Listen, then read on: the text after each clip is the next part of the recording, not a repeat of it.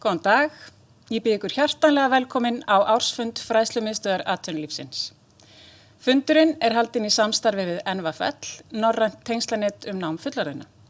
Ég heiti Sif Svavarsdóttir og sérfræðingur hjá Fræðslumiðstöðinni.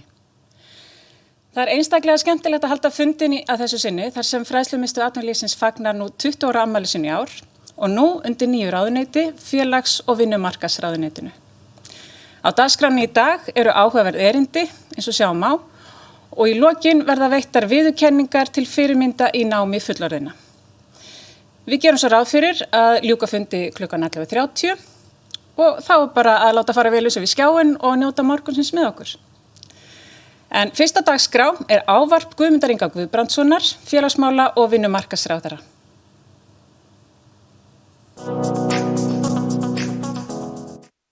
Ágætu ársfundagestir.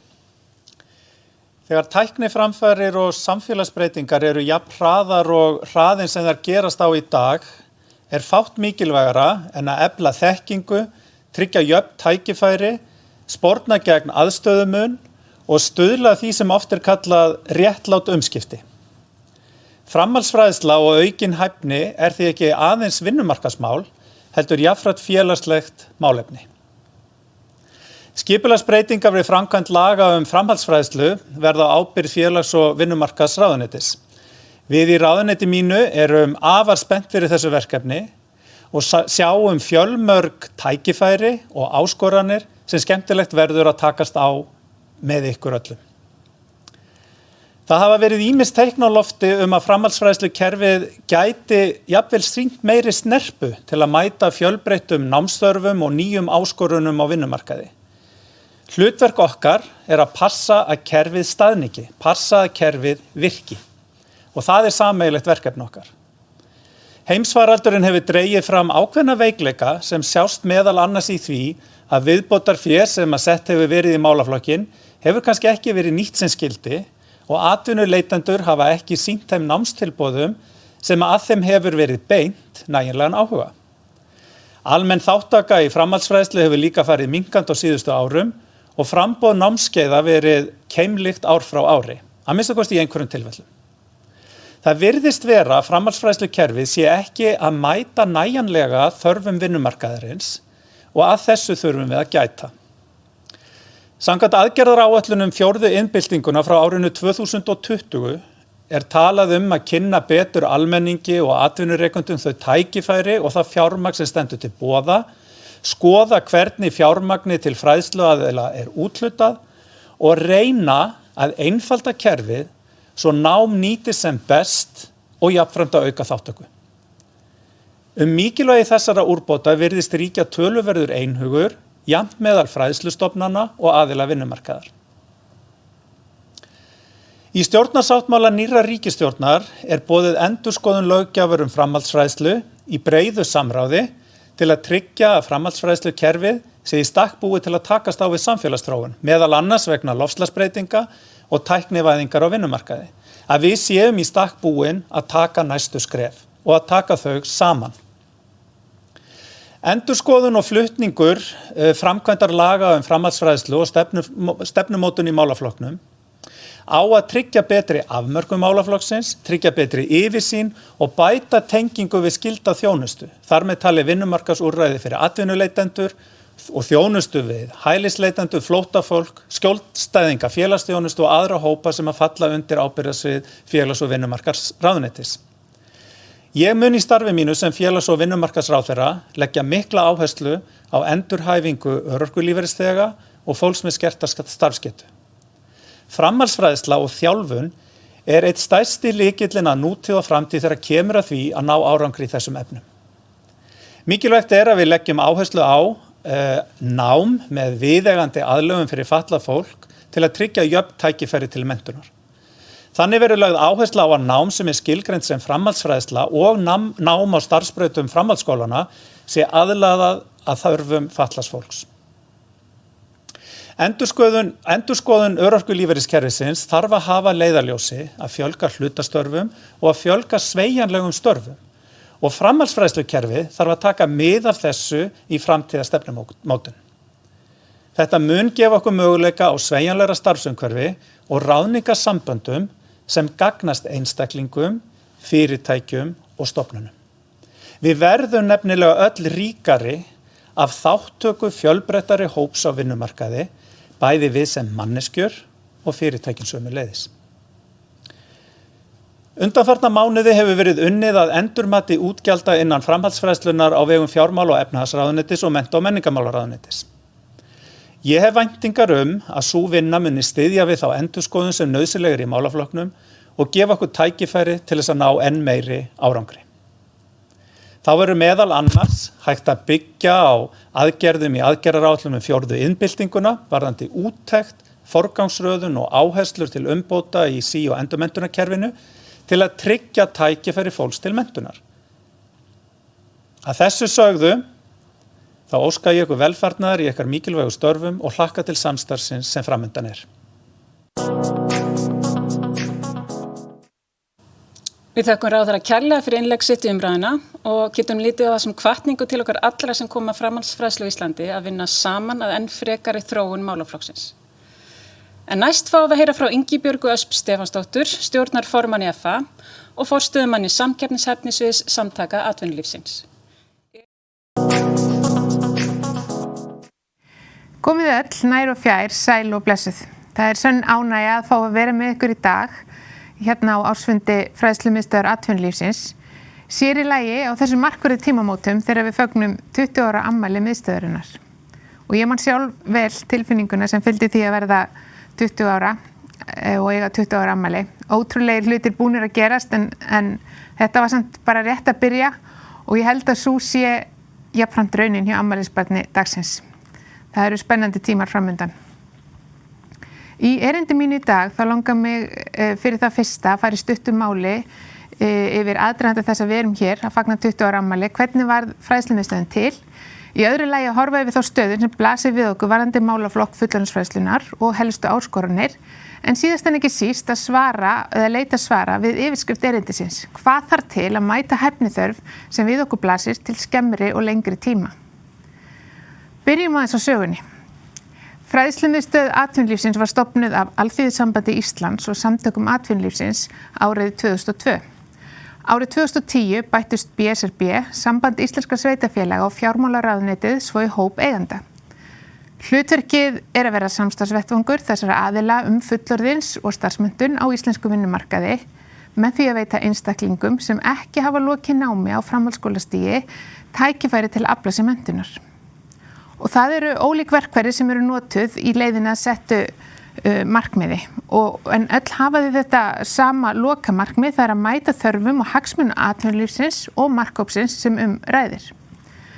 Frá upphafi hefur Fræðslumiðstöð atvinnulífsins starfað samkvæmt þjónustusamningi við menntamálaráðuneytið sem setur ákveðin ramma verkefni og fjármagn en samhliða setningu laga framhaldsfræðslu árið 2010 var miðstöðinni falin umsjón með fræðslusjóði sem veitir fé til samstarfsaðila í símenntun. Í dag starfa 15 starfsmenn í 13,6 stöðugildum hjá Fræðslumiðstöð, auk þess sem 3 starfsmenn starfa hjá hæfnisettri ferðaþjónustunnar sem metnaðarfullt verkefni rekið undir hatti Fræðslumiðstöðunar. Við skulum skoða aðeins stöðuna eins og hún birtist okkur í dag í þessu samhengi. Hér sjáum við yfirlitsmynd sem sýnir með hvaða hætti menntun og menntastig þeirra sem eru starfandi á íslenskum vinnumarkaði hefur þróast. Til gamans má draga það fram að ef við horfum til þeirra 20 ára sem Fræðslumiðstöð hefur starfað, má sjá að árið 1999 var hlutfall þeirra sem tilheyrir markhópi FA tæp 43% sem starfandi eru á vinnumarkaði, en árið 2019 var sama hlutfall komið niður í tæp 25%.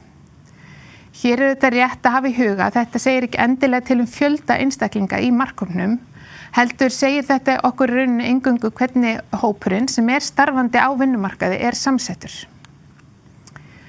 Það öllu dapurlegra að rýna í tölur sem sýna okkur að hluti þeirra sem sækja símenntun fer lækkandi hér á landi og þetta óháð því hvert menntast þau En lítum aðeins til annarra landa varðandi þessi mál. Þrátt fyrir að við sjáum að hlutfall þeirra sem hafa lokið formlegri menntun eftir grunnskóla fari hækkandi hér á landi, kemur í ljós að við stundum enn höllum fæti í samanburði við önnur lönd. Á Norðurlöndunum á bilinu 12 til 21% starfandi einungis með grunnmenntun. Á Íslandi hlutfallið 31% en meðaltal ESB ríkja 19%. Það sannarlega brýnt að við veltum fyrir okkur hverjar skýringar á þessu gætu verið og þær eru sjálfsagt ekki einfaldar eða auðfundnar en það þó ekki hægt að horfa framhjá því að ef við horfum á tekjujöfnuð að þá hann hér á landi með því mesta sem gerist og þá erum við að horfa á Gini-stuðulinn. Og þá má því velta því fyrir sér hvort að við séum í þeirri stöðu að hér skorti hvata til menntunar. Það vantar ekki eftirspurnina eftir menntuðum einstaklingum. Við sjáum þar sannarlega í kringum okkur að það vöntun á fólki með menntun í tilteknum greinum. Til viðbótar við þessa staðreind varðandi jöfnuðinn eða það hvað hann mikill, þá annað sem getur dregið úr eða valdið því að takmarkaðir hvatar eru til menntunar og það svo staðreind að meðallaun á Íslandi eru há í samanburði við önnur lönd og þetta á bæði við samanburð varðandi meðallaun og lágmarkslaun. Og auðvitað getur þetta líka haft áhrif á það hvort fólk sækir sér menntun, hvort sem heldur sem í beinu framhaldi af grunnskóla eða eftir því sem líður á starfsferilinu. Önnur breyta sem þarna kann hafa áhrif svo kannski kjarasamninga umhverfið og fjöldi kjarasamninga sem við búum við hér á landi. Það skiptir okkur máli þegar kemur að markvissri þróun eða innleiðingu á breytingum á þessu sviði. Að það umhverfi sé aðgengilegt og að auðvelt sé að innleiða meiri háttar breytingar ef það á við. Og það staðreynd að hér á landi fjöldi kjarasamninga umtalsvert hærri en í löndunum í kringum okkur og á baku hvern samning eru einnig mun færri launþegar. Grundvallarbreytingar sem þurfa að verða á því að hvernig menntun metin og með hvaða hætti hún aflað, hennar aflað og hvernig hún viðurkennd, verður alltaf að koma að minnsta kosti að hluta til í gegnum þetta samninga umhverfi. Á Norðurlöndunum eru stéttarfélög stærri og fjölmennari. Ef kjarasamningar á Íslandi verið jafn margir og á Norðurlöndunum miðað við höfðatölu ættu þeir að vera 15 til 30 en ekki 330 eins og nú Og áfram á stöðinni, eins og hún birtist í dag og nú snúum við okkur umræðinu færnispá. Ný tækni og breyttir atvinnuhættir kalla á breyttar áherslur og ný vinnubrögð. Ljóst að mikilvægi færniþróunar og menntunar mun fara vaxandi í náinni framtíð en World Economic Forum hefur bent á að færniþróun, símenntun og endurmenntun muni gegna lykilhlutverki í að auðvelda áhrif örra tæknibreytinga á næstu árum.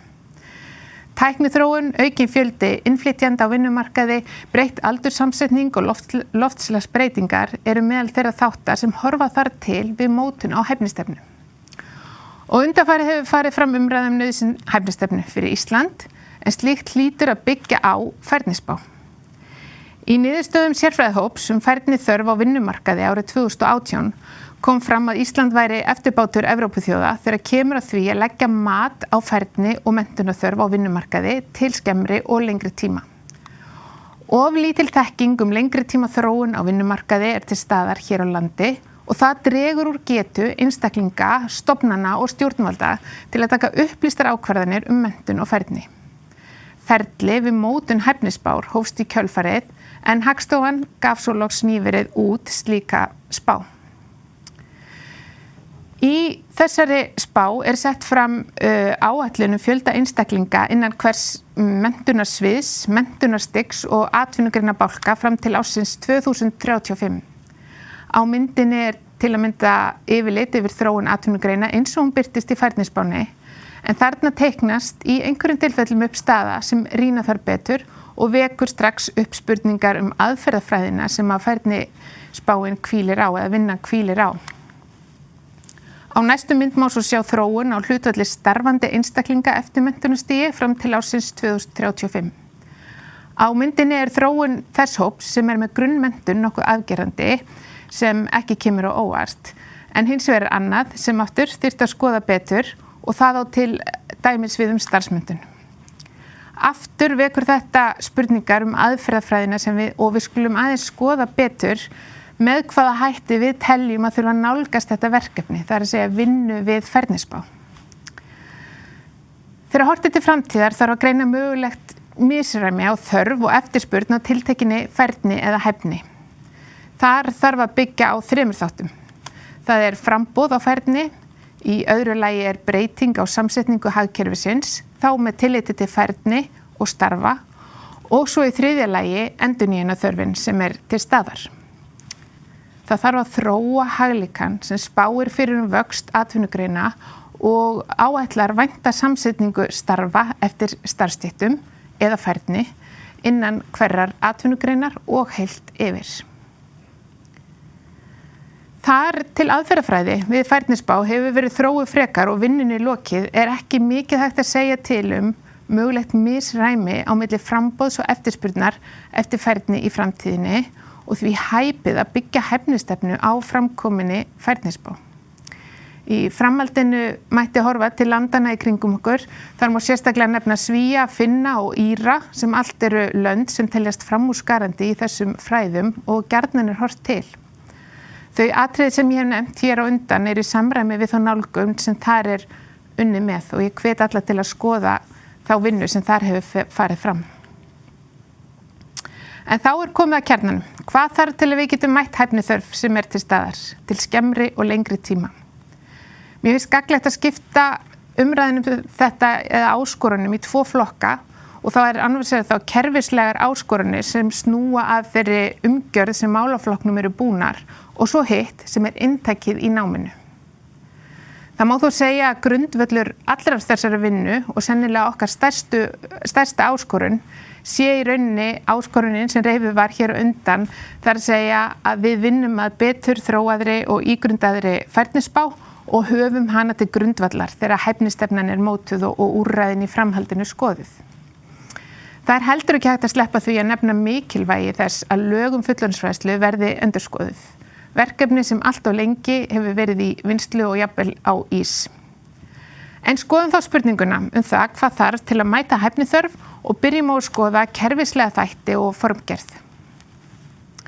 Það gleymist gjarnan í umræðinu menntamál á Íslandi að skólarnir okkar eru aðeins hluti af menntakerfinu og þegar við ræðum skólana eigum við vel skilgreindar og þekktar viðurkenndar vörður sem skilgreina áfangasigra með skýrum hætti. Þegar kemur að hinum hluta menntakerfisins, þeim sem snýr að fullorðinsfræðslu og símenntun, vantar þessa vörður. Og vissulega eigum við hæfniramma og viðmið sem hægt er að hafa til hliðsjónar, en okkur vantar að formgera vörðurnar í þessum hluta menntakerfisins sem er alltaf verða umfangsmeiri og mikilvægari í íslensku samfélagi. Þegar við skoðum þessar kerfislegu þætti sem snúa þá að umgjörð og regluverki, þá má kannski fyrst nefna mikilvægi þess að við mótum með formlegum og samræmdum hætti vörður sem marka áfanga á menntaveginum. Það er mikilvægt að sú menntun og reynsla sem einstaklingur aflar sér á starfsferli sínum sé viðurkennd með formlegum hætti og fylgi einstaklingi á milli vinnustaða, starfa og jafnvel greina. Sömuleiðis hlýtur að teljast eftirsóknarvert að uppsöfnuð þekking leiða lokum til þess að einstaklingur falli ekki lengur undir skilgreininguna sem við vinnum svo gjarnan með aðeins lokið grunnskólaprófi. Jafnvel þó ekki sé beina innritun í formlega skólakerfið að ræða. Í öðru lagi langar maður nefna víðum land eru starfandi símenntunarmiðstöðvar sem eru jákvætt atvinnulífs og byggðamál. Það sem er síður jákvætt er að á tímum stafrænnar þróunar og aukins hraða og tækifæra er ekki komin í gang markviss tilraun til að auka gæði, skilvirkni og hagkvæmni með skýrari verkaskiptingu þessara miðstöða. Efla mætti allar þessar einingar á sama tíma og ábyrgð þeirra og sérstæða yrði aukin. Varðandi punkta 3 og 4 þá er það svo að uppbygging kerfisins í dag er með þeim hætti að litlir sem engir hvatar eru fyrir þá aðila sem lögum samkvæmt mega í dag taka við styrkjum úr fræðslusjóði til að þróa nýjar námsleiðir eða starfsemina almennt. Eftirspurnin kann að stýrast af því hvað er markaðssett og kynnt og markaðssetningin ræðst af því hvað námsleiðir reynist vel að reka eða það er allavega auðvelt að draga þá ályktun. Í 5. lagi, með tilkomu raunfærnimats á móti viðmiðum atvinnulífsins verða til verkfæri sem gera einstaklingum og atvinnurekendum kleift að móta með formlegum og viðurkenndum hætti þá hæfni og þekkingu sem einstaklingur hefur öðlast. Sömuleiðis skapar þetta verkfæri góðan grunn fyrir atvinnurekendur til að sýna fram á hæfniþörf sem til staðar varðandi tiltekin störf eða greinar og draga fram mögulegt misræmi. Að lokum langar mig að nefna þörfina sem til staðar varðandi það að skilgreina markhópa og það hvernig við þurfum að breyta þeirri nálgun. Það ör þróun í samfélaginu sem gerir það að verkum að við erum að sjá einstaklingar sem hafa lokið menntun eftir grunnskólapróf en þurfa enga síður endurmenntun, jafnvel umskólun, þurfa á því að halda þar sem fjöldi starfa sem þessi hópur að sinna að hverfa eða í það minnst að þróast mikið. Og þetta gerir þá kröfu á okkur að við endurskilgreinum aðeins markhópinn og opnum aðeins þá vinnu sem við erum í varðandi málaflokkin. Og þá snúum okkur aðeins að inntaki námsins. Fyrst ber að nefna það sem áður hefur komið fram varðandi mikilvægi færnispár og þróun námsleiða til samræmis við slíkar niðurstöður. Alveg svo billuplata hérna, en þetta bara svo mikið grunn og leiðarstef í allri vinnu sem að framundan varðandi þetta. Í öðru lagi það umfangsmikið verkefni að mæta þörfum starfsmanna af erlendum uppruna á íslensku vinnumarkaði í dag. Íslenskukennsla og fræðsla mál og menningu verður að vera í brennitepli hjá öllum aðilum vinnumarkaðarins og stjórnvöldum. Og þetta sömuleiðis gríðarlega stórt og mikið verkefni sem við verðum að takast á við saman. Sömuleiðis og nálægt okkur tíma blasir við okkur skortur og hæfni eða færni í mörgum af störfum samtímas. Þetta á bæði við liði 3 og 4 sem hér eru nefndir. Það nægir að nefna störfi í ýmsum iðngreinum og störf sem krefjast stafrænnar færni. Á báðum stöðum mikil vöntun í dag og ekki fyrirsjáanlegt að lát verði á því á komandi árum. Og við ættum því þegar í stað að setja í gang vinnu til að mæta hæfniþörf á þessum sviðum með markvissri þróun námsleiða. Almenn þróun á nauðsynlegri færni framtíðarstarfsmanns liggur nokkuð ljós fyrir. Þessi færni oft á tíðum óháð störfum og greinum. Hún byggir á almennri starfshæfni. Það væri æskilegt og þetta varðandi þá punkt 5 sem hér talin upp að við færum að nálgast líka þróun námsleiða og námsskráa sem með þetta fyrir augum og við tækjum mið af þessari hæfni sem viðurkennd og varðandi innihald námsins. Því að oft þetta meira að þjálfa hæfni og færni fremur en að kenna svör en við þurfum að finna leiðirnar í þessu sambandi. Að lokum þetta, hugmyndafræðin þrepaskipt nám. Því að þar höfum við líka mikil tækifæri til að endurskoða hvernig við nálgumst námsleiðir, brjótum það niður, búum til áfangasigra og lotur og skoðum hvort við getum ekki nálgast námskráravinnuna með þeim hætti. Sér í lagi þar sem mikil vöntun á fólki í mörgum greinum. Þannig að þá hef ég í stuttu máli reifað annars vegar kerfislega þætti og þætti sem var að formgerð og umgjörð fullorðinsfræðslunnar sem ég tel mikilvægt að við skoðum en sömuleiðis innihald námsins. Við höfum farið yfir mikilvægi færnispár og mikilvægi þess að lög fullorðinsfræðslu séu endurskoðuð. Við verðum að festa hæfnirammann í sessi, það mikilvægt framfaraskref og með því horfum við til þess í auknum mæli að hæfni, færni og leikni óháð því hvernig hennar aflað sé metin og virt og staðfest með formulegum hætti. Og hæfniramminn skapar skilyrði og hvetur til nýsköpunar og nýrar hugsunar og uppbyggingu á skipulagi náms og þeirri færni sem að námi ætlað að veita. Raunfærnimat höfum við nefnt og ég vil ítreka mikilvægi þess að við notum það verkfæri, það dýrmætt til að í framhaldsfræðslunni til að meta á móti viðmiðum námsskráa eða á móti hæfni viðmiðum í atvinnulífinu. Þetta hagkvæm leið til að viðurkenna með formulegum hætti menntun og þekkingu og gagnast bæði í formulega skólakerfinu og hinum hluta menntakerfisins á Íslandi. Að auki höfum við svo farið í aðra mikilvæga leiði hér á undan sem snúa að þessum þáttum sem varða námið sjálft og því hvernig við mætum hæfni þörf í atvinnulífinu. Með hækkandi lífaldri lengir starfsævin. Þróun á vinnumarkaði ör þar sem störf og jafnvel heilar atvinnugreinar breytast eða hverfa á meðan aðrar verða til. Ef við leggjum þessar breytur saman sjáum við að framhaldsfræðslan verður sífellt mikilvægari þáttur í menntakerfinu okkar til hliðar við hið formfasta skólakerfi. Það er afar brýnt að við tökum höndum saman til að mæta áskorunum sem okkar bíða á þessu sviði og grípum til aðgerða til að mæta hæfniþörf til skemmri og lengri tíma. Hér hafa verið settar fram tillögur sem vonandi við náum með samhentu átaki að vinna að á komandi misserum. Slík vinna krefst aðkomu aðila vinnumarkaðarins og stjórnvalda og ég hlakka sannarlega til að vinna þetta með ykkur öllum og hlusta á spennandi dagskrá hér framundan. Til hamingju með 20 ára afmæli Fræðslumiðstöðvar atvinnulífsins og takk fyrir mig.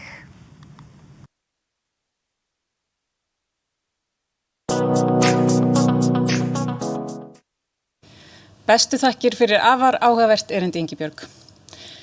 Nú hefur Sigríður Guðmundsdóttir látið af störfum sem framkvæmdastjóri FA og viljum við þakka henni kærlega fyrir hennar ómetanlega starf í þágu Fræðslumiðstöðvarinnar. Leið bjóðum við nýjan framkvæmdastjóra hjartanlega velkomin og það er hún Hildur Bettý Kristjánsdóttir. Gjörðu svo vel, Bettý. Takk fyrir. Komið þið öll sæl og blessuð. Fræðslumiðstöð atvinnulífsins fagnar nú 20 ára afmælisári og með stofnun hennar var mikilvægum áfanga náð í því að koma á og efla framhaldsfræðslu á Íslandi. Þjónustusamningur Fræðslumiðstöðvar við mennta- og menningarmálaráðuneytið hefur verið í gildi frá árinu 2003. Meginmarkmið samningsins er að veita fólki sem er á vinnumarkaði og hefur ekki lokið formlegu námi og framhaldsskóla tækifæri til að afla sér menntunar eða bæta stöðu sín á vinnumarkaði í samræmi við lög framhaldsfræðslu. Til þess að ná þessu markmiði voru gerðir samstarfssamningar við fræðslu- og símenntunarmiðstöðvar víðs vegar landið framkvæmd fræðslu, náms- og starfsráðgjöf og raunfærnimats. En síðan þá hefur mikið vatn runnið til sjávar. Fræðslu- og símenntunarmiðstöðvar hafa nýtt sér verkfæri FA fyrir markhópinn og hafa 37.000 farið í gegnum vottaði leiðir FA. En einnig langar mig að minnast á að 4.500 hafa lokið starfsnámi í félags- og uppeldisgreinum innan símenntunarmiðstöðvanna. Ráðgjöfin gegnir veigamiklu hlutverki til að nálgast markhópinn og hafa 122.000 viðtöl farið fram hjá samstarfsaðilum. Raunfærnimatið teygir anga sína inn í marga kima samfélagsins, hvort sem horft til einstaklingsins, menntakerfisins eða atvinnulífsins. 6.200 einstaklingar hafa fengið færni sína metna, hvort sem það er á móti námskrá á framhaldsskólastigi eða á móti viðmiðum atvinnulífsins. Fræðslumiðstöðin hefur vaxið, dafnað og þróað síðustu ár í samvinnu við samstarfsaðila og hagaðila. Með breyttri samfélagsþróun, meðal annars vegna loftslagsbreytinga og tæknivæðingar, má gera ráð fyrir því að verulega breytingar verða á vinnumarkaði. Sum störf verða óþörf og ný störf verða til. Skýr og vel uppbyggð færnispá þarf að gefa okkur ákveðna innsýn inn í framtíðina, varðandi framboð og eftirspurn vinnuafls. Við þurfum að hugsa hlutina upp á nýtt. Hvernig getur reynsla, þekking og menntun fólks endurnýst á ný störf þegar önnur hverfa? Brettum upp ermar og tökum samtalið. Fleiri hafa lokið formlegu námi síðan Fræðslumiðstöð atvinnulífsins var sett á laggirnar. En við ættum að staldra við og spyrja okkur. Eiga mælingar á markhópi framhaldsfræðslunar eingöngu að snúast námslok innan framhaldsskóla?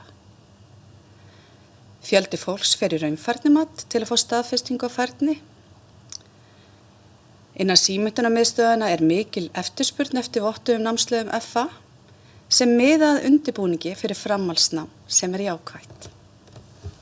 Það er eftirspurn eftir þjónustunni sem við erum að veita á markaði, þetta rétta þjónustan? Hún að mæta eftirspurn vinnuafls eða hún eingöngu að undirbúa fólk undir framhaldsskóla og síðan meir háskóla? Getur verið að það kæmi fólki betur? Að í boði væri meira starfstengt þrepaskipt nám sem hefur bæði gildi í atvinnulífinu og menntakerfinu.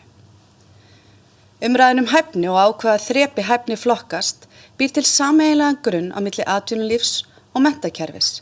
Festum íslenska hæfniramman enn frekar í sessi. Hann lifandi verkfæri sem stuðlar að gagnsæi og veitir fólki tækifæri til að aðgreina stöðu sína. Og hvaða leiðir eru til frekarinn náms? Hlustum á atvinnulífið og þróum skýra hæfnistefnu. Innan markhóps framhaldsfræðslunnar eru margir minni markhópar og á síðustu árum hefur innflytjendum fjölgað á vinnumarkaði. Í efnahagshruninu tókst okkur að nýta verkfæri framhaldsfræðslunnar með góðum árangri. En stöldrum við? Voru við í stakk búin að mæta þörfum atvinnuleitenda með annað móðumál en íslensku í heimsfaraldri? Við eigum að vera vakandi fyrir nýjum straumum í orðsins víðtækustu merkingu, sýna frumkvæði og tryggja jöfn tækifæri fyrir alla. Flestir geta verið sammála að breytingar þörf innan framhaldsfræðsluna. En hverju viljum við breyta? Það næsta skref. Takk fyrir. Við lifum í síbreytilegu umhverfi þar sem störf breytast og þróast. Þess vegna þarf stöðugt að endurskoða hvaða hæfni mikilvæg í dag og til framtíðar.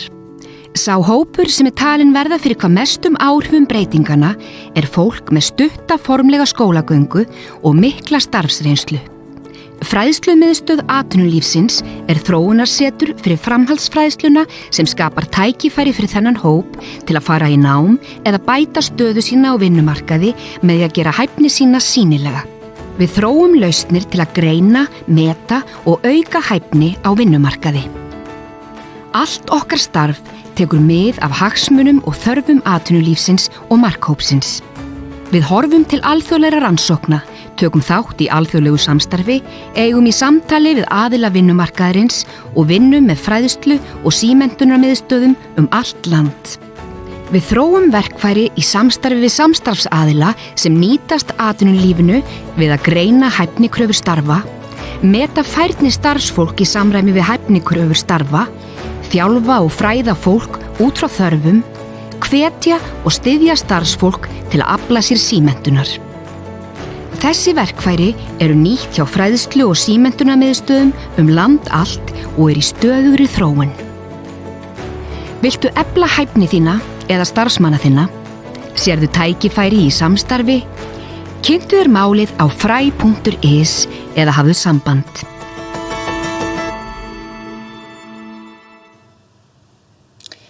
Now I would like to welcome our keynote speaker, Margrethe Marström Svensrud. She is the director for the Department of Labour Skills Development at HKDIR. She is also the head of the National Skills Policy Council and she is here to talk about the Norwegian Competence Policy, eða hæfnistefnu normanna. Welcome, Margrethe, and thank you so much for being with us today. Thank you very much for inviting me. I will start to say a few words about the recently established Directorate for Higher Education and Skills. And the Directorate is a result of the merger of several national agencies in Norway owned by the Ministry of Education and Research, including Skills Norway, where I used to work. And the Directorate is the executive agency for the Ministry of Education and Research within the higher education and higher vocational education sectors, and is also responsible for the national skills policy. And we advise the ministry, we implement national policies, and we coordinate incentive schemes and management instruments. And the Directorate shall contribute to enhance the quality of education and skills, strengthened international collaboration, and be a driving force for the digital restructuring of Norwegian universities and university colleges. And we strive to enhance knowledge and skills in the population, make lifelong high-quality education and learning accessible to all, and ensure that the world of work has access to a competent workforce.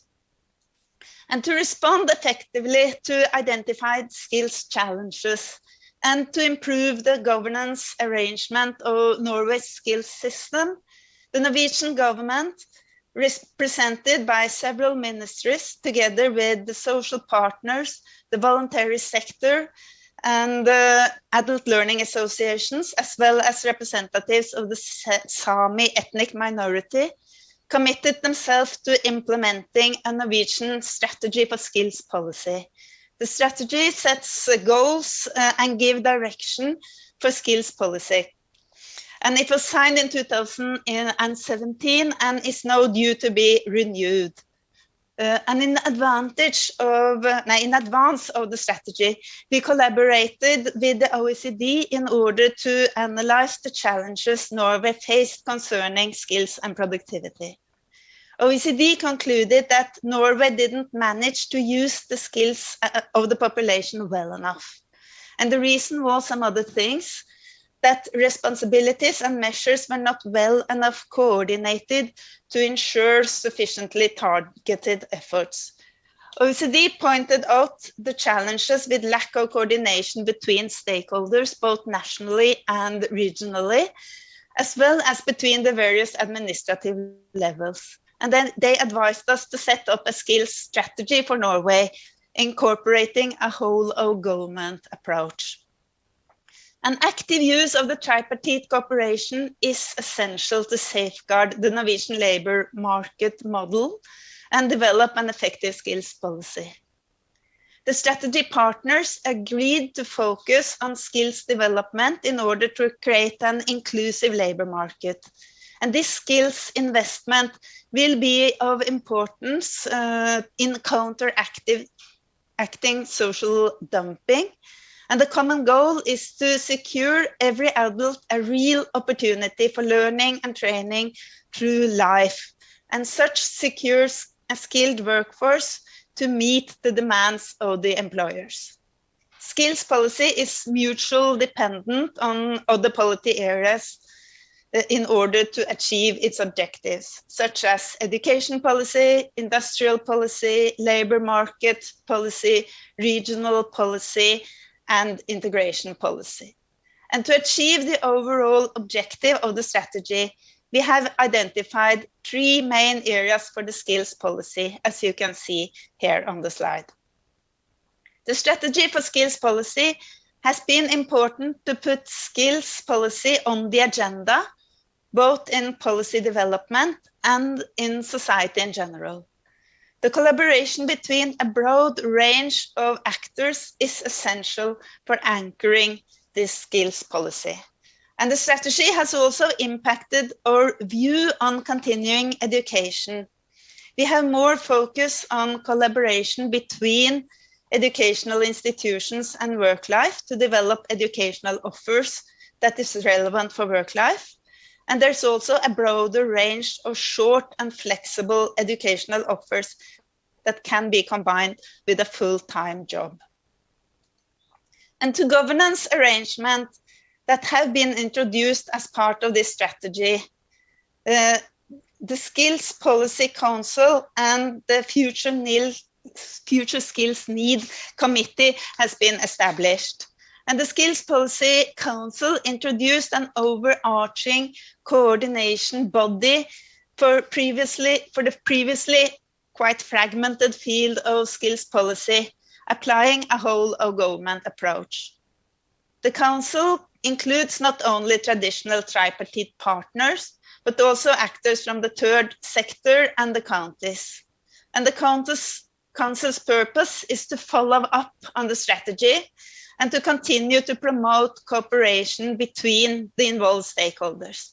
And one important contribution of the Skills Policy Council is its effect on prioritizing skills policy among stakeholders. The Skills Policy Council helps to put skills policy at the top of the agenda of all involved stakeholders, thereby facilitating reforms in this area.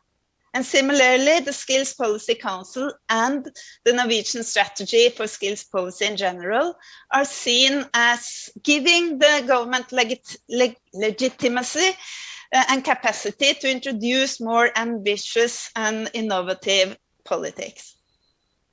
And the positive effect of prioritizing skills policy among stakeholders also applies to vertical cooperation between the different levels of administration or government, that is the national level and the county levels.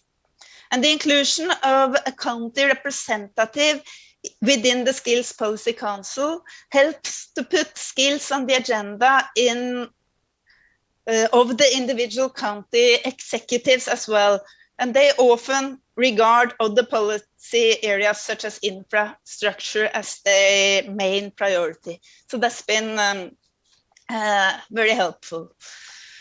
The second governance arrangement that have been introduced as part of the strategy is the Future Skills Need Committee.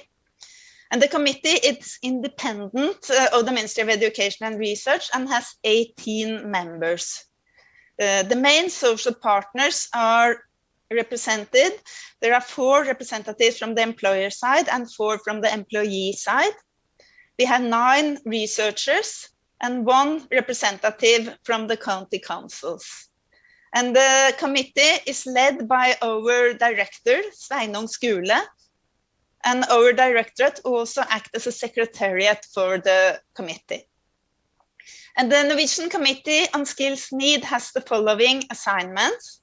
They shall analyze and assess the available knowledge base and give the best possible evidence-based analysis and assessment of the society's full future skills need on both short time, medium term, and long term, and including the educational system's ability to cover these needs.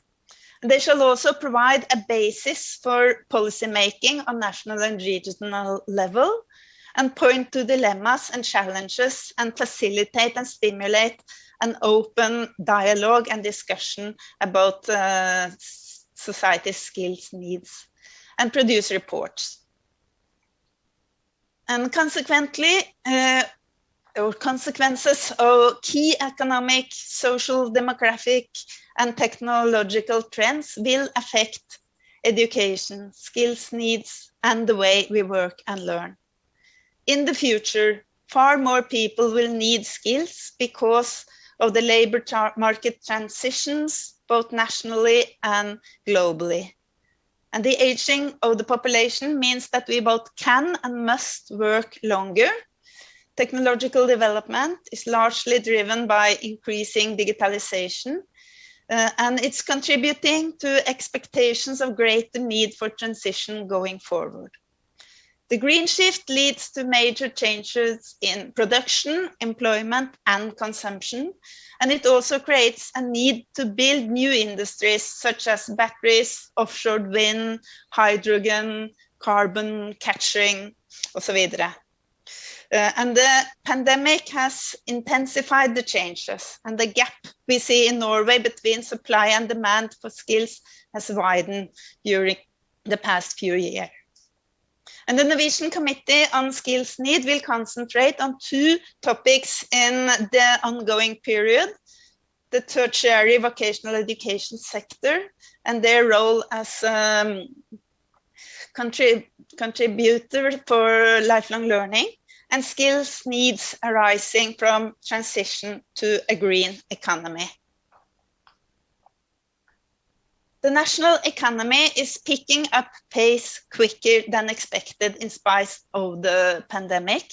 And in Norway, right now, there are great persistent and nationwide skills shortages in the healthcare sector, construction industries, ICT and communication, and also in the hospitality industries.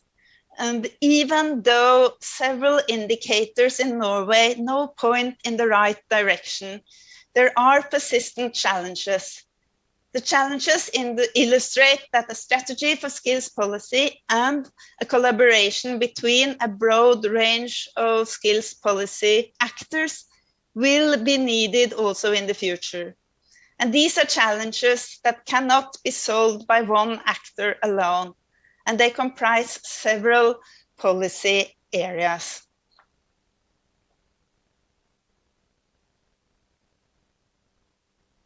An example of new policies that is heavily influenced by recommendations of the Skills Policy Council is the sector programs for training. This policy involves sector or industry-specific cooperation between the government and the social partners to identify skills needs within the sector and to design specific further training opportunities for workers, laid off, and unemployed people who are affected by different kinds of change factors that are changing the skills demands. 10 programs are currently being designed, and you can see them listed here. And our directorate are funding the programs, and we're also acting as the secretariat for the sector programs.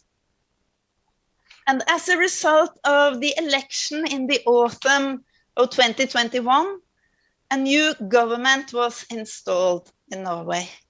And one of the objectives of the government is to develop a new skills reform and a long-term action plan for lifelong learning.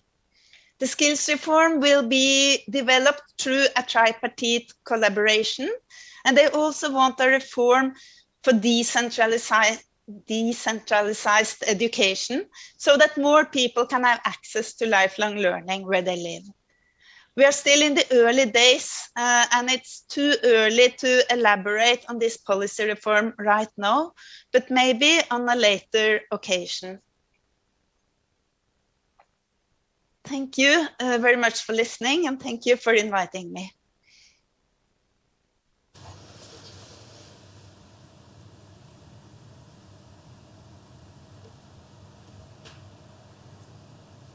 Thank you for your presentation. The experience from our neighboring countries is very valuable as we still are in the starting phase of developing a national competence policy. This is why Nordic cooperation is so important, enabled by the collaboration with NVL, the Nordic Network for Adult Learning. Thank you again for being with us today, Margrethe. En þá er komið að erindi frá Karli Sigurðssyni, stjórnarmanni FA og sérfræðingi BSRB á sviði framtíðar vinnumarkaðarins og menntamála. Hann ætlar að segja okkur frá færniþörf á vinnumarkaði og áherslum í menntamálum. Já, ágætu gestir. Það margt sem þarf að hafa í huga við mótun hæfnisstefnu. Það sem ég mun fókusera á hér í mínu erindi, það snýr mest að fyrsta punktinu sem kemur fram hérna á glærunni. Það er að segja hvaða breytingar munu verða á vinnumarkaði til næstu framtíðar og hvers konar menntun og hæfni verður þörf fyrir í þeim nýja veruleika sem við stöndum frammi fyrir á komandi árum. Slík greining byggir að hluta til á færnispám. Það eru mjög mikilvægt innlegg í því að sjá fyrir hvað gerist á vinnumarkaði, en það er meira heldarmynd sem við erum að fá þar þróun eftir atvinnugreinum, eftir starfsstéttum og eftir menntun og samspilinu þar á milli. En það er ýmsar aðrar upplýsingar sem við þurfum að vinna með líka. Við þurfum að þessi slík greining og spá framtíðina, það má segja að hún sé einhvers konar grunnur að hæfnisstefnu, en hæfnisstefna snýst auðvitað fjölmarga aðra hluti eins og að kortleggja hvaða hæfni þarf til að sinna hverju starfi, einhvers konar hæfni greining starfa. Við þurfum að ná betur utan hvaða hæfni fólk býr yfir nú þegar og móta hvaða hæfni við viljum efla og styrkja, því að það hvaða hæfni er þörf fyrir á hver vinnumarkaði, það er svolítið að breytast og ég kem svolítið betur inn á það hér á eftir. Nú, menntakerfið, samspilni menntakerfis við atvinnulíf og samfélag. Við þurfum að spá svolítið í það hvernig menntakerfið er í stakk búið til að mæta þeim breytingum sem framundan eru, þurfum við að breyta þar einhverju og bæta og síðan það framhaldsfræðslukerfið og svona útfærsla sí- og endurmenntunar. Svona í víðu samhengi það mikilvægt að því sem gert hátt undir höfði við mótun hæfnistefnu. Innan þessa kerfis dagstaglega verið að vinna með fólki, svona að vinna að því aðalaga sig að breytum vinnumarkaði, breytingum á vinnumarkaði og hjálpa fólki að fóta sig í hinum nýja veruleika sem framundan, finna sér ný störf og svo framvegis. Í því samhengi mikilvægt að við séum með styrka náms- og starfsráðgjöf og svona endurhæfingu, starfsendurhæfingu eins og hefur verið að styrkjast mjög nú undanfarin ár. En það sem sagt ljóst að mikla breytingar eiga sér stað á vinnumarkaði og það margt sem að veldur því og kemur þar að og stærsta breytingin felst kannski í þessum tæknibreytingu sem að tengdar við 4. iðnbyltinguna. Þar sem að tilkoma gervigreindar og sjálfvirkni væðingar svona í tengslu við sífellt öflugri tölvur og nýtingu stóra gagnasafna svo framvegis að verða alls ráðandi á vinnumarkaði. Þessu fylgir að störf að breytast og ný störf að verða til og þetta svona flóknari störf kannski að mörgu leyti heldur en hafa verið og krefjast meiri menntunar og eru því að færast upp hæfnishrepp, það verður svona að gera aukna kröfur ýmiss konar hæfni sem ekki var gerð krafa áður og þannig að störf færast upp menntaskalan skulum við segja og líka framhaldsskólastigi og háskólastigi að einhverju marki eins og við þekkjum að vinnumarkaði síðustu ára. En síðan eru störf líka að úreldast og þeim að fækka og þau eru jafnvel að hverfa alveg og yfirleitt þá svona einfaldri störf að ræða sem krefjast minni menntunar.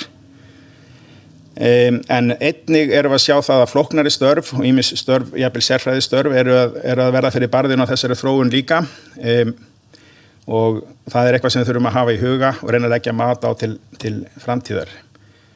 En heilt yfir þá erum við allavega að sjá það að það svona aukin krafa menntun í mjög mörgum störfum og það aukin krafa aukna hæfni og svona breyttar áherslur í hvað hæfni kröfur varðar. Síðan má nefna hérna í lokin að þessar tæknibreytingar 4. iðnbyltingarinnar eru líka að hafa áhrif á starfsumhverfi okkar á ýmsan annan hátt og ég ætla ekki að fara neitt ítarlega yfir í það þá sálma en við getum nefnt þar bara það eins og réttindamál, hvar og hvernig störf eru unnin og svo framvegis. Þetta er allt saman þættir sem þarf að hafa í huga líka. Annar punktur varðandi þessar breytingar það eru svona breytt viðhorf og breyttar áherslur einkanlega þá tengdar umhverfismálum sem tengjast þessu loftslagsbreytingum sem við erum að sjá, áherslu á grænt hagkerfi, áherslu á orkuskipti og að skilja eftir sig sem minnst kolefnisspor og svo framvegis. Þetta hefur mjög mikil áhrif á efnahagskerfið í heild og þar með á vinnumarkað. Tengdar breytingar tengjast svona viðhorfum í mataræði eins og sem tengjast dýravernd og veganisma, minni matarsóun og svo framvegis. Þetta eru allt breytingar sem koma líka til með að hafa áhrif á vinnumarkaði. Því tengist svona nýting afurða á heimaslóð eins og grænmetisræktun á Íslandi myndi falla undir og að menn séu að framleiða og neyta vörunar á staðnum en ekki að flytja það í eins miklum mæli á milli heimshorna. Endurnýting fatnaðar og annara vara, áherslan á það að aukast og framleiðsla á vandari vörum og fatnaði. Allt saman tengist þetta inn í þessi nýju viðhorf sem að hafa áhrif á okkar daglega líf og þar með á vinnumarkaði. Þriðji punkturinn sem að tengist þessum breytingum svo þessar líffræðilegu breytingar sem að hafa mikið verið í umræðunni, einkanlega þá fjölgun aldraðra og bætt heilsufar og það þýðir auðvitað eftir sem öldruðum fjölgar þá þarf auðvitað fleiri hendur til að vinna með þeim í umönnun og þjónustu og í heilbrigðisþjónustu. Heilsufarið líka batna þannig að þjónustan breytist svolítið í takt við það. Það meiri svona einstaklingsmiðuð þjónusta sem fer fram kannski út í samfélaginu inn á heimilum fólks frekar en að fólk sé að koma inn á heilbrigðisstofnanir og þannig breytist áherslan á vinnumarkaði og störfin með.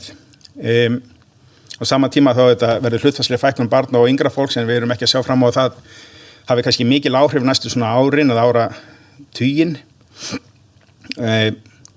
Búferlaflutningar blandast inn í þetta og það svona ófyrirsjáanlegri breyta. Það erfitt að spá fyrir nákvæmlega hvernig þau mál þróast frá ári til árs, en heilt yfir eru búferlaflutningar töluvert miklir og þá maður gerir ráð fyrir að þannig verður við áfram. Við þurfum þá að taka tillit til þess hvaða þjónustu útlendingar þurfa, börn, innflytjenda og svo framvegis, og útlendingar sem koma inn í íslenskt samfélag breyta auðvitað aldurspíramítanum og strúktúrnum í samfélaginu og á vinnumarkaði. Þessu tengt og sem ég aðeins komið inn á að það er þessi aukna krafa um góða þjónustu sem að skiptir máli. Það er ekki nóg með að bara öldruðum sé að fjölga, heldur líka aukin krafa um góða þjónustu við þann hóp og aðra hópa samfélagsins, einstaklingsmiðari þjónustu sem krefst líka aukins mannafla. Þannig að allt ber þetta sama brunni. Við erum að horfa fram á fjölgun starfsfólk í svona umönnunar og heilbrigðis störfum á komandi árum. Nú, ég nefndi hérna áðan að það veri áhersla á annars konar færni heldur en verið hefur, svona áherslan að breytast. Það er komin svona aukin áhersla á þörf fyrir ýmis konar svona mannlega nálgun, skulum við segja, og þætti sem að skiptu kannski minna máli hér á árum áður og fyrir áratugum. Þar eru ég að tala um þætti eins og félagsfærni, samskiptahæfni, þjónustumiðun, frumkvæði, sköpun, gagnrýna hugsun, lausnamiðaða nálgun, getu til að draga saman upplýsingar og nýta þær, frekar heldur en kannski að búa yfir mikið af upplýsingum, þá er þessi geta til að afla sér upplýsinga orðin mikilvægari, en það liggja upplýsingar út um allt og svona sortera út gagnlegar upplýsingar frá einhverju rusli.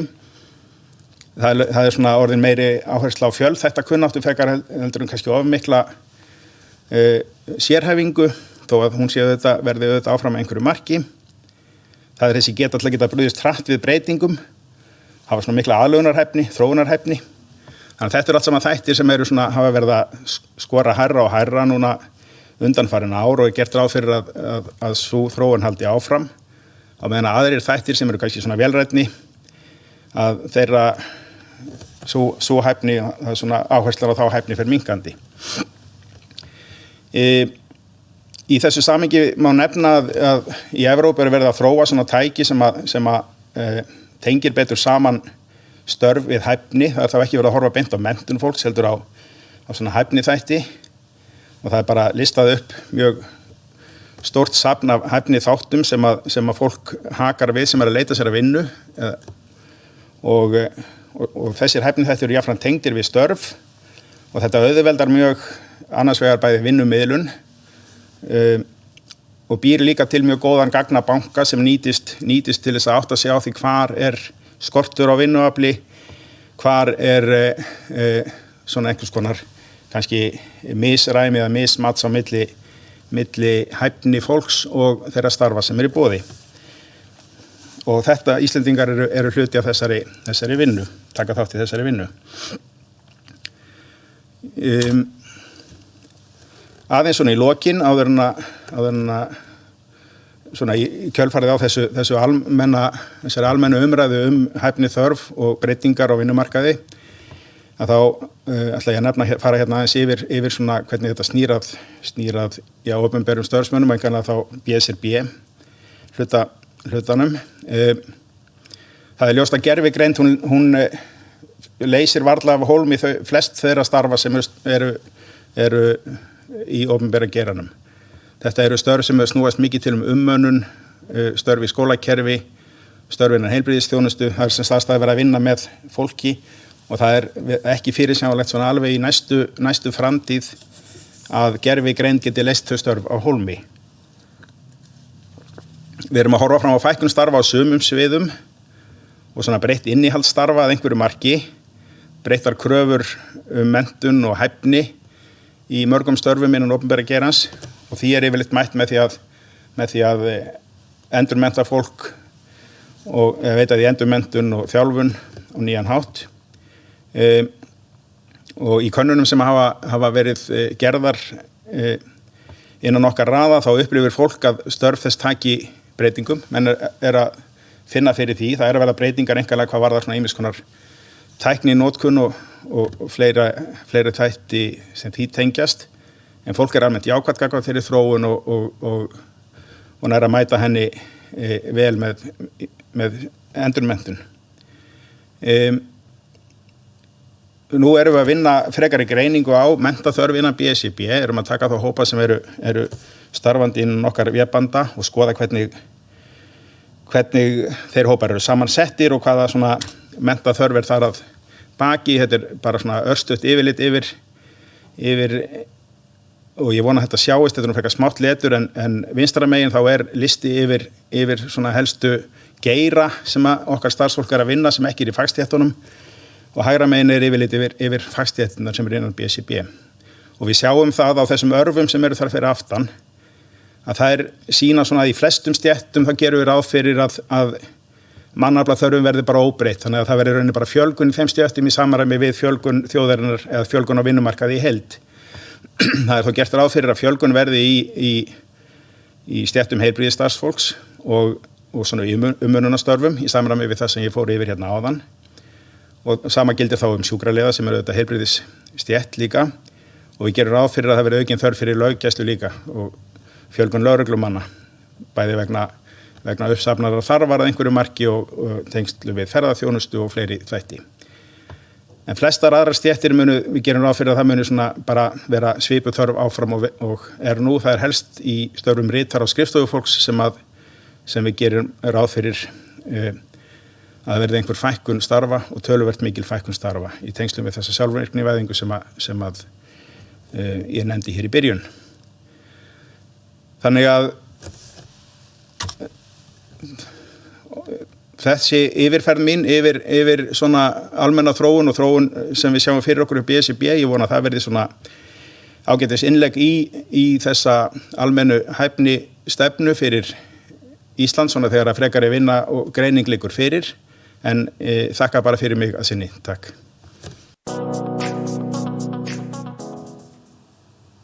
Takk fyrir þetta áhugaverða erindi, Karl.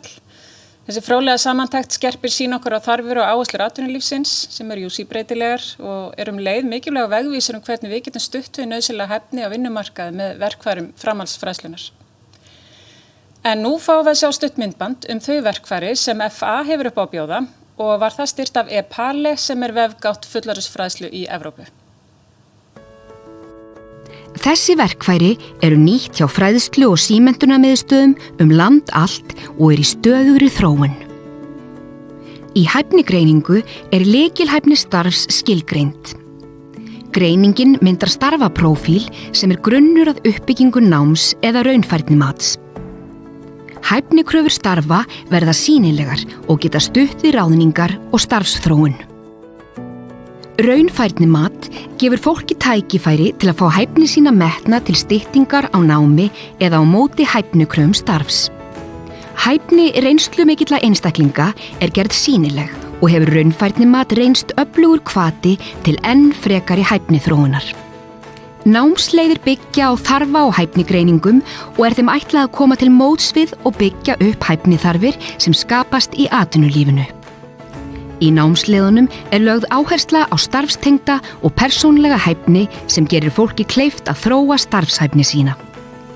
Ráðgjöf á vettvangi framhaldsfræðslunar felur í sér upplýsingagjöf, hvatningu og stuðning við fólk til símenntunar. Upplýsingavefurinn næstaskref.is styður við þróun starfsferils fólks.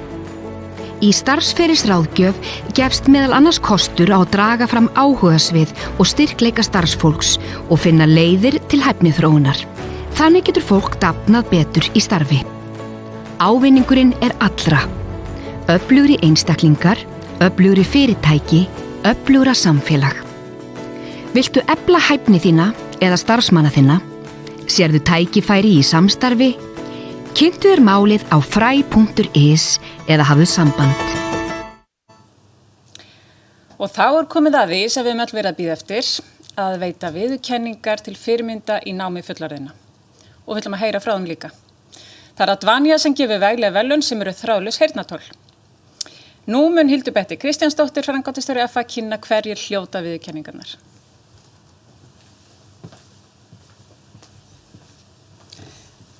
Það með mikil ánægja að veita fyrirmyndum í námi fullorðina viðurkenningu.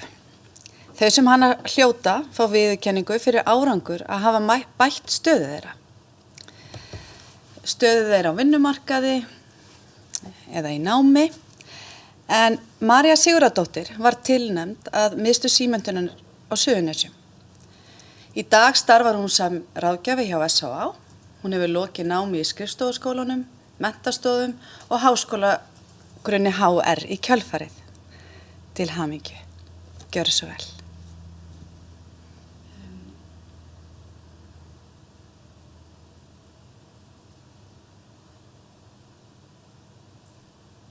Góðan daginn, ég heiti María og ég bara þakka kærlega fyrir tilnefninguna og sigurinn.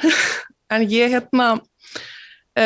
ráfaði bara hingað inn fyrir rúmlega 3 árum síðan og sé ekki eftir því. Ég lenti bara á krossgötum í lífinu og þurfti í rauninni bara svolítið endurskoða stöðuna mína og finna einhverja nýja leiðir til þess að halda áfram bara og vaxa sem manneskja. En ég kláraði ekki grunnskóla og ég þoldi ekki menntaskóla og tók bara barneigni svolítið fram yfir það að fara að rækta mig sjálfa. En mér fannst það að koma svolítið tími á það að ég þyrfti að fara svolítið að skoða það. Og ég ákvað bara að byrja hér.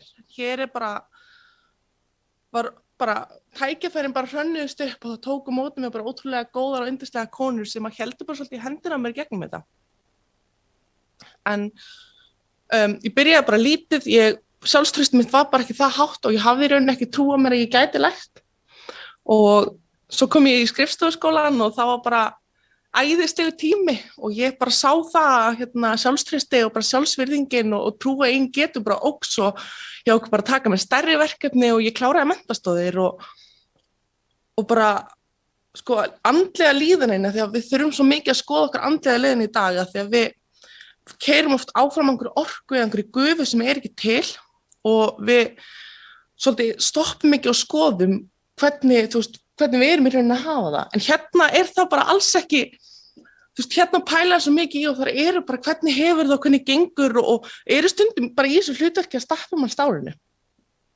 En ég bara stundum fyllir svo þakklæti og alltaf þegar fólk spyr mig, ég veit þú fórst ekki í skóla hvernig gekk og ég alltaf bara menntastóðir MSS, þær eru bara frábærar og er alltaf svo gríðarlega, tala svo ótrúlega fallega ykkur að þetta ekki bara svo gríðarlega væntum en á stað. En þessi vöxtur og þroski sem ég reyni að öðlast og get ekki hægt að tala þetta sjálfstraustið og bara andlega líðan sem aukst við það að læra. Og ég komst að því að ég get bara lært og það bara kemur tímanum og ég sá þetta ekkert gerast þegar ég var í náminu en þegar ég horfi tilbaka þá sé ég bara árangurinn sem að ég hef öðlast og það þessi hjalli sem að þarf bara að komast yfir. Stundum að byrja og maður horfir á þetta er rosa stórt og maður er með enga reynslu og enga menntun og maður það bara komast yfir hann litla hól sem að í rauninni þessi stofnun sem að ég fór í þessi menntastofum, það er bara þessi hjalli sem maður þarf að komast yfir og það hjálpa með það.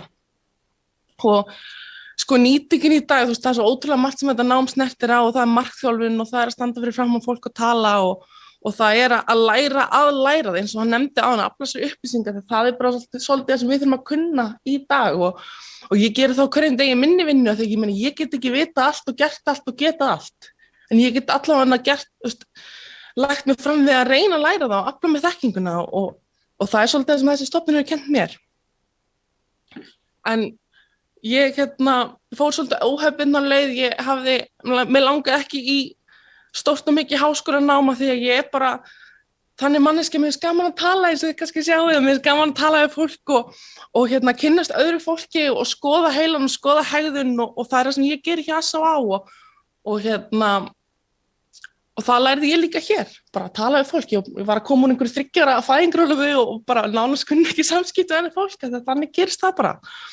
En ég get alveg sagt það fyrir vissu, ég væri ekki á þessum stað sem ég eigi í dag eða það hefði ekki verið fyrir frábæra fólki og stuðningi sem ég hef öðlast og bara yndislega hús og ég horfi alltaf á þetta hús þegar ég kemur inn í Keflavík og bara takk kærlega fyrir mig. Takk.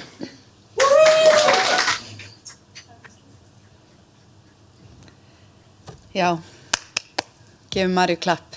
Bara takk kærlega fyrir María að deila reynsluðinni með okkur og enn og aftur innilega til hamingju. Næsti sem að hlaut verðlaun við að viðurkenningu er Sigurður Þorsteinn Guðmundsson og hann var tilnefndur á Símenntunarmiðstöð Vesturlands. Í dag stundar hann félagslega nám í Borgarholtsskóla eftir að hafa farið í gegnum raunfærnimat til styttingar á því námi. Sérstæða hans er að hann hefur aflað sér færni á þessu sviði í rauninni í gegnum sína persónulegu reynslu. Þar sem Sigurður á börn með sérþarfir og var svo mikilvæga reynsla metin inn í raunfærnimati í félagsliðanum. Gjörðu svo vel.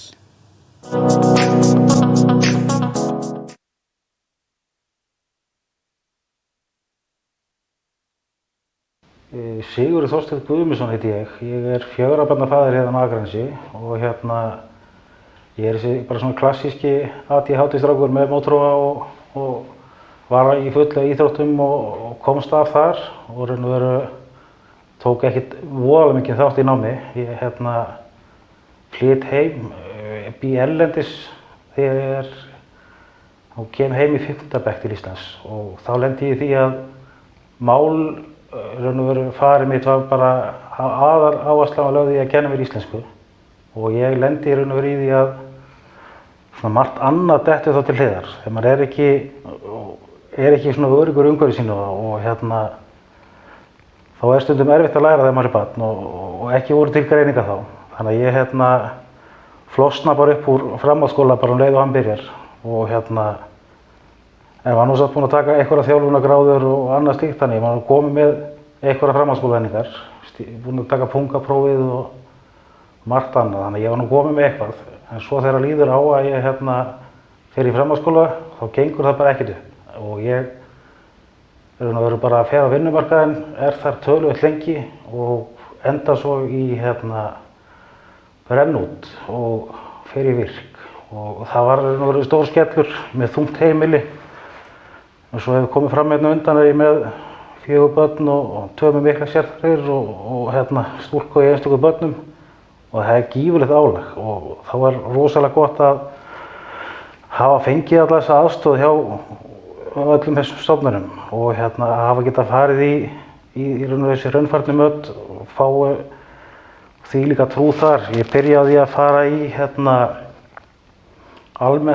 mat á almenni starfshæfni og það gekk glimrandi vel og þar fæ ég sjálfstraust og trú að ég geti meira og ég fæ mikla aðstoð við að koma mig lengra og það endaði með því að ég fer í raunfærnimat í félagsliðanum á undanþágu og enda með að ná öllu þar og það var bara ótrúlega þægilegt og auðvelt og ég bara leið vel í umhverfinu, þetta var á fjarfundabúnaði, ég gat talað, það gekk ótrúlega vel og það er ekkert mál og það skiptir svo miklu máli að trúa því og að reyna það og ef það gengur ekki upp að þá kannski nærði ekki öllu en þú reyndir samt og þá veistu hvað það stendur.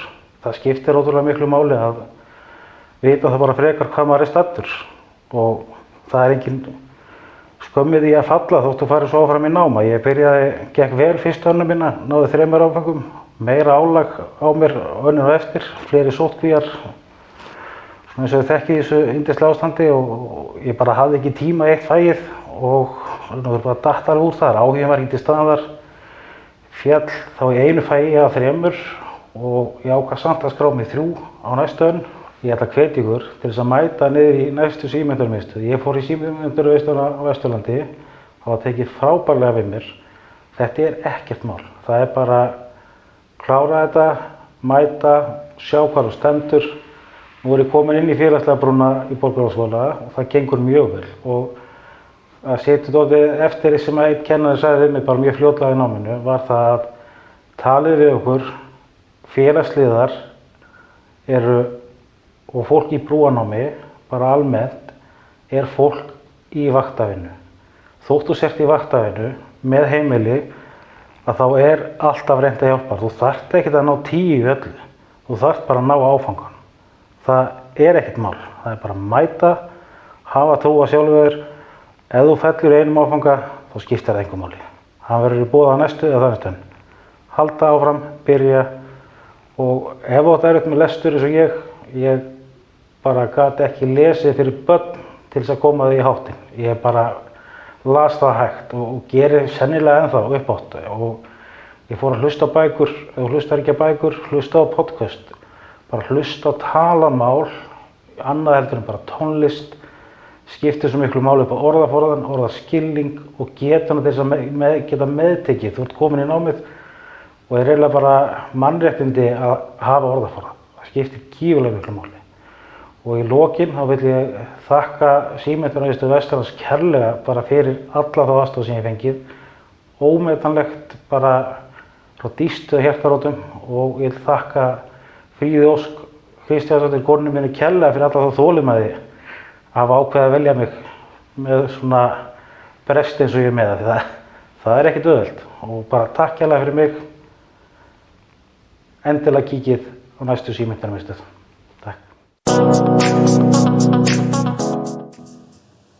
Takk fyrir Sigurður og innilega til hamingju bæði tvö. Þið eru svo sannarlega öðrum til fyrirmyndar og hvatning fyrir alla þá sem vinna að þróun framhaldsfræðslu á Íslandi og staðfestur leið mikilvæginar. En það er komið að lokum hjá okkur hér í dag. Við viljum þá nota tækifærið og kynna með stolti nýja heimasíðu fræðslumiðstöðarinnar fræ.is sem nú hefur fengið andlitslyftingu með nýju og fersku viðmóti. Ég vil þakka ykkur fyrir að fylgjast með okkur og gefa ykkur tíma til að vera með okkur. Eigið góðan dag.